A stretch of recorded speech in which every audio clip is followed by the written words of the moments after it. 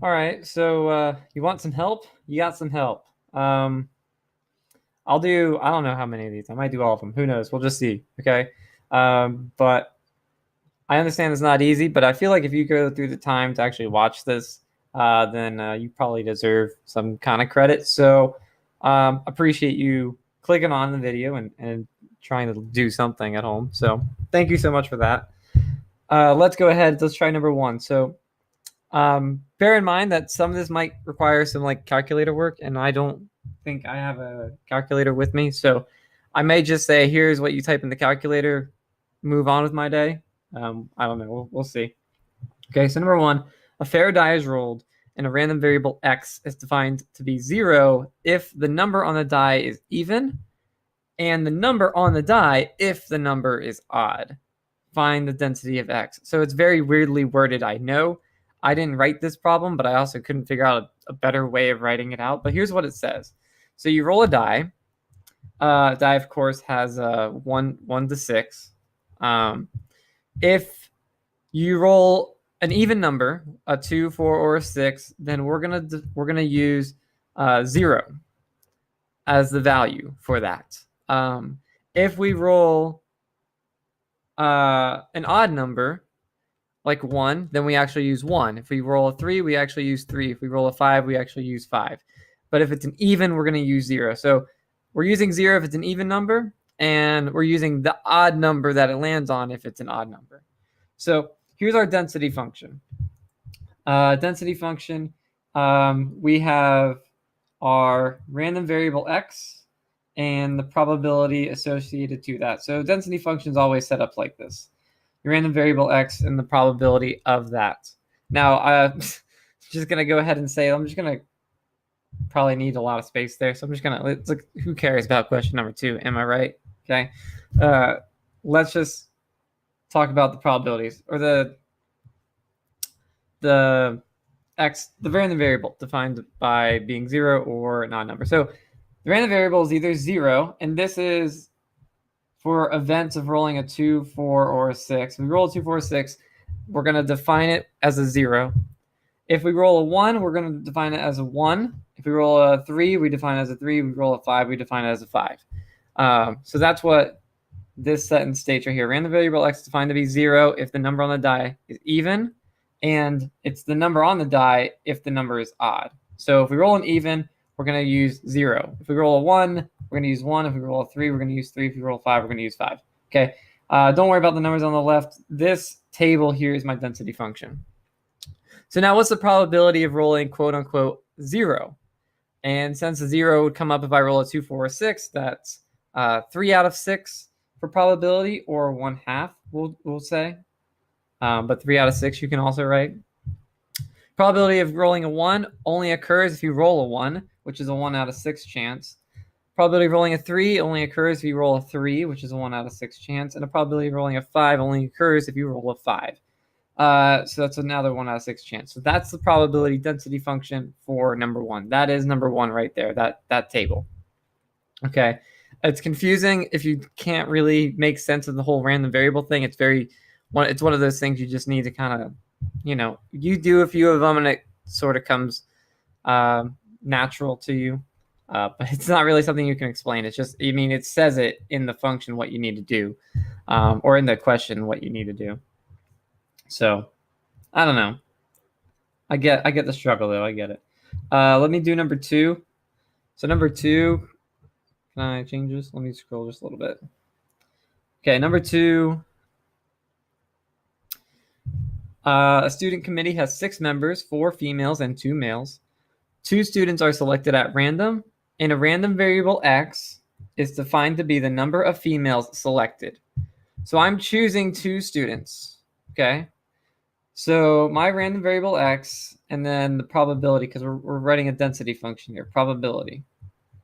So x can be a couple things. And remember, x is the number of females selected. So either 0 females can be selected, right? I could potentially choose 0 females and 2 males.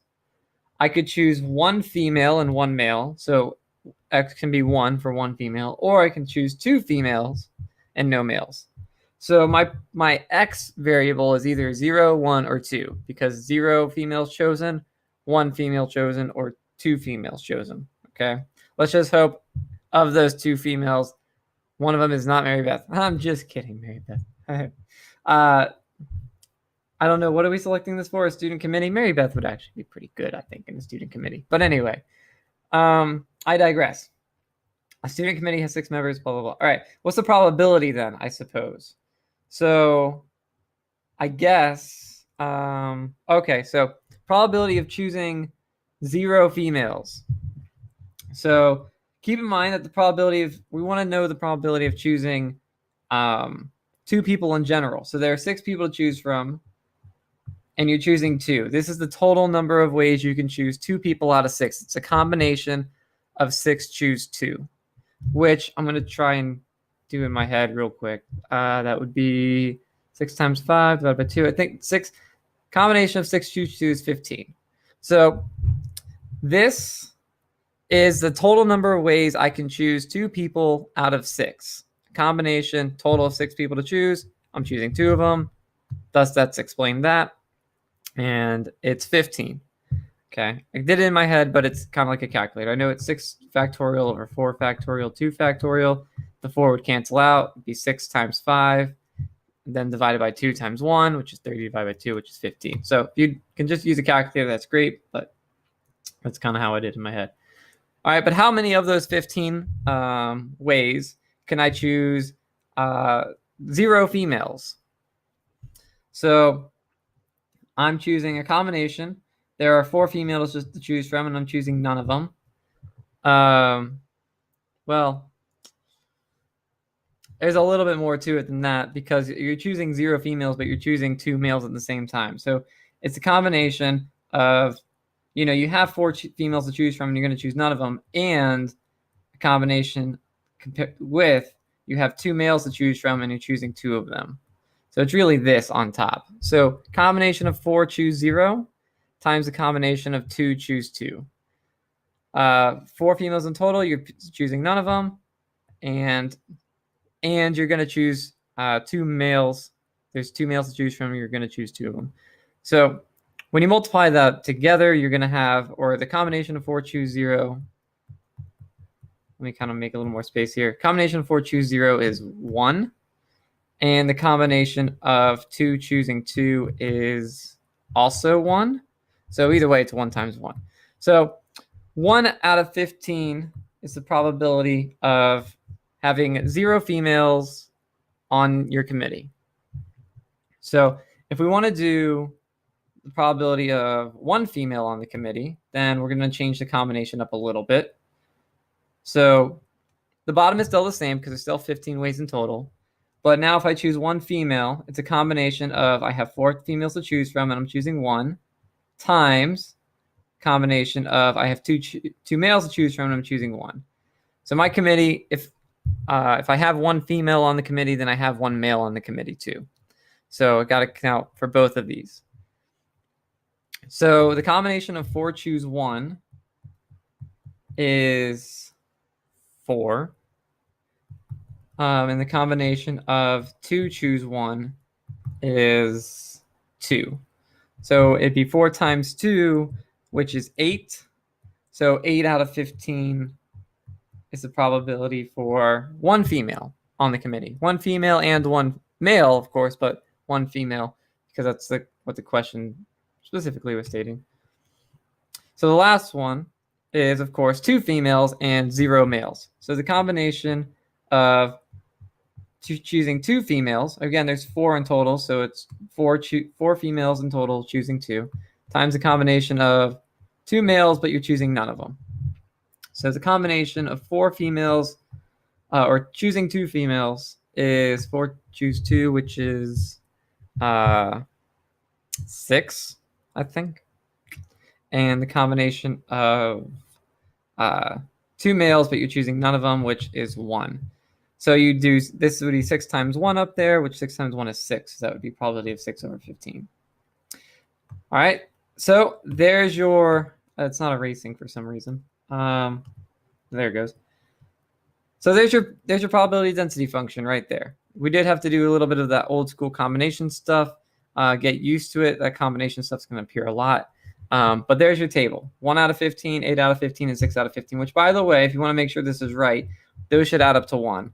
1 out of 15 plus 8 out of 15 plus 6 out of 15. Well, 1 plus 8 plus 6 is 15. So 15 out of 15, all events are accounted for, so everything's good. All right, everything is Gucci, as the youths say. Okay, cool.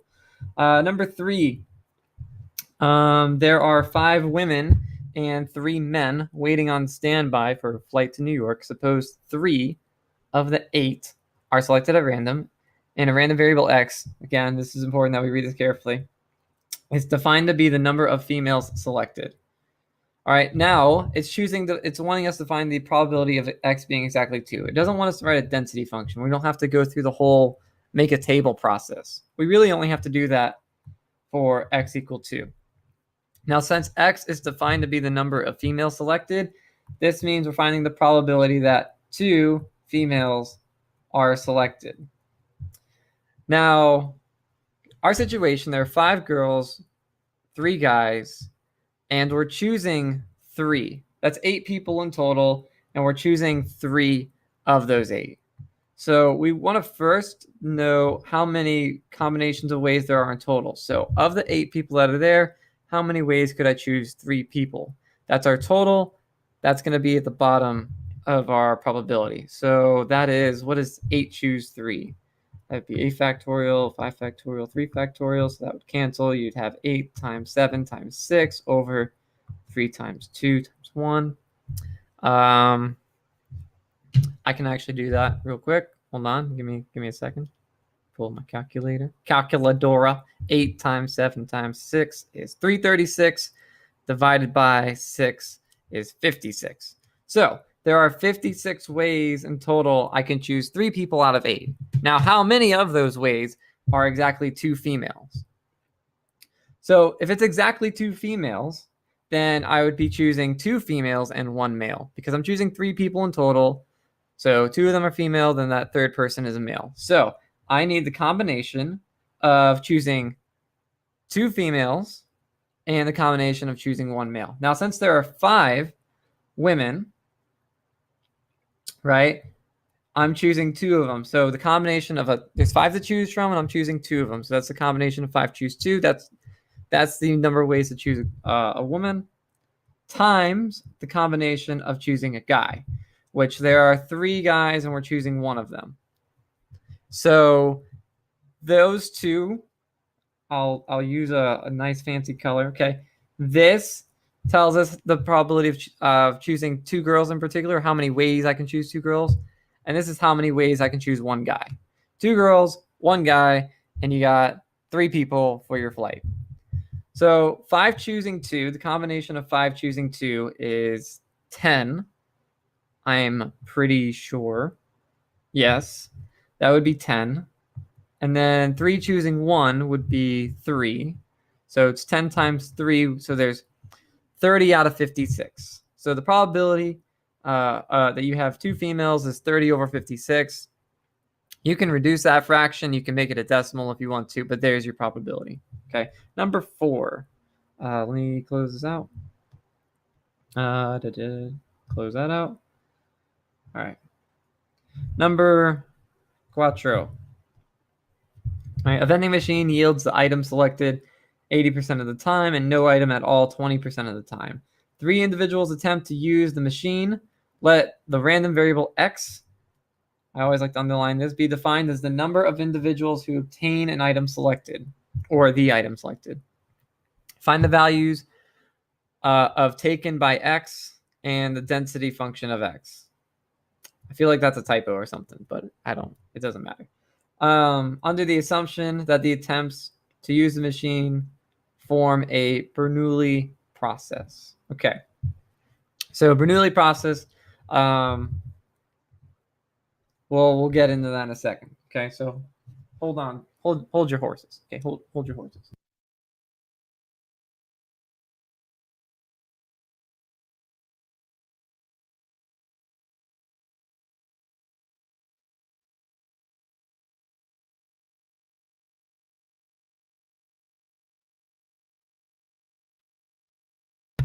I'm still here. I just muted it, okay? I'll be right back. I ain't gonna edit this video, so you're just gonna deal with it, okay? Give me like 30 seconds, okay?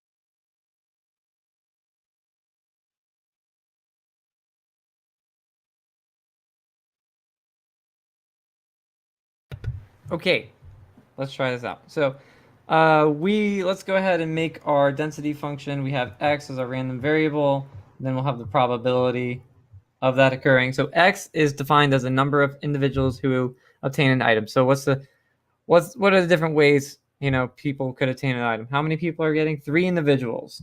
So there's a chance that none of them get the item they selected. There's a chance that one of them does. There's a chance that 2 of them do, and there's a chance that all 3 of them do. So there's your density function. Those are basically the different ways that someone gets the item that the vending machine that they asked for out of the vending machine. 0 of the people get it, 1 person gets it, 2 people get it, or all 3 of them get it. So we're going to find the probability that 0 of them get it, the probability if 1 of them gets it, the probability if 2 of them get it, the probability if 3 of them get it. Okay. Now, it's actually pretty straightforward because it's a Bernoulli process. It's a success, they get the snack that they wanted, or a failure, they didn't get the snack that they wanted. And we got the probabilities already up here. So if we want to find out the number of people that didn't get it, right, we have the combination of 3 people, and because there's 3 in total, 3 attempts at this, and 0 of them actually get a snack, and it's a Bernoulli process. So we're using the Bernoulli formula, which I mean, it looks, just deal with it. All right. P, the probability of success is 80%, so that's 0.8, and that's R power, which is 0 because 0 people actually succeeded in getting their snack, and then Q, which is the probability of failure, is 0.2 because it's 20% chance of failure, and that happens 3 times. So remember, the formula is combination of n choose r, p to the r power, and q to the n minus r power, which I'm saying in this case, n is 3 because we have 3 people going to the vending machine. R is 0, at least for the first time, because I'm trying to find the probability of 0 people getting their snacks. We know p is 0.8 and q is 0.2 because it says that in the problem. And then, of course, r and n, same r and n that you have here. So that's my Bernoulli formula for that. I looked up the answer. It's in the book here, so that's what I was getting before. But if you calculate that all out, then the probability of 0 people getting it is 0.008. Now you do the same idea, same thing for 1 person getting it. You just change the R value. So the combination, 3 attempts at the vending machine, 1 success, 1 person gets their snack, the other 2 don't. 0.8 is still the probability of success. It works 1 time. 0.2 is the probability of failure. If it worked 1 time, it failed the other 2. So 1's the exponent, 2's the exponent. And when you calculate that out, you get 0.096. The combination for 2 people succeeding, so that's 3 people, 2 of them succeed. 0.8 to the second power times 0.2 to the first power. So calculate that out. Combination for the last one, you have 3 attempts, all 3 succeed, times 0.8 to the third power times 0.2 to the first, or the 0 power. Okay, and those, I'll just let you work that out. But the important thing is, I mean, the calculator can get those numbers for you, but the important thing is you remember the Bernoulli formula, because this is a Bernoulli process, Bernoulli formula. You know how to plug it in. If you know how to plug it in, you're good. Of course, the other thing that you need to know is being able to understand that these are your random variables. Remember, it says what the random variable is. It always tells you it's defined as this. So just think of that and then think about, well, what are different types of outcomes that could occur? 0 people getting the snack, 1 person, 2 people, or 3 people getting the snack. Hopefully that made sense, okay? But let the calculator do the math on that. Just remember the formula. And then one more, number 5. Let's do number 5. You have 1 card marked 1, 2 cards marked 3, and 1 card marked 5. So card marked 1, 2 cards marked 3, and 1 card marked 5. 2 cards are selected simultaneously and at random, and the number on the cards are noted. A random variable x, this is kind of tricky, is defined as the sum of the numbers on the 2 cards. Okay. Find the density function. So we're making a table. Density function just is the table. So let's think about the ways, the sums that we can get. The x is the sum of the cards. So I could choose a card that says 1 and a second card that says 3, right? And the sum of that is 4. So I could have a sum of 4 if I choose a card that's a 1 and a 3. I could choose a card that's a 1 and a 5, right? I could choose the 1 and the 5, and that's a sum of 6. So 6 is part of that as well. I could choose both cards that are 3, right? But that's also the same as a sum of 6, so I'm not going to change anything. That's still qualified in the sum of 6 category. Or I could choose a 3 and a 5 card. That would be a sum of 8. So let me just double check that I didn't miss anything. No, I didn't. Okay.